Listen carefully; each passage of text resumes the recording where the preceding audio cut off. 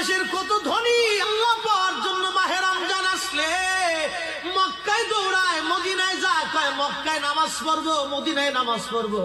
1 রাকাত নামাজে 1 লক্ষ রাকাতের সওয়াব, 1 রাকাত নামাজে 50,000 রাকাতের সওয়াব। উমরা করে মক্কায় কাটায় সময় মদিনায় কাটায়, মক্কায় কোরআন খতম দিতে চায়, মদিনায় কোরআন খতম দিতে চায়। সওয়াব মাহে রমজানে অগণিত সওয়াবের আশায় ব্যক্তিগুলি আল্লাহর ঘরে হাজিরা দেয়, কিন্তু বাড়ির পাশে গ্রামের কত গরিব মানুষ টাকার অভাবে বাবা ভালো ইফতার করতে পারে না, টাকার অভাবে কত মা ভালো সেহরি করে রোজা রাখতে পারে না। এই ধনীরা এই গরিব মানুষের ঘরে খাবার না দিয়ে আল্লাহরে পাওয়ার জন্য মক্কা মদিনায় দৌড়ায়। আল্লাহ ডাক দেখো বান্দা একবার মুড়ে দেখ, কায়দা মতো জুতা দিয়ে পিটামো, আমার বান্দারা না খায় ইফতার করবে, আর তুই আল্লাহ পাওয়ার জন্য মক্কায় আইছো, এমন আল্লাহ আমি ধরা দেব না।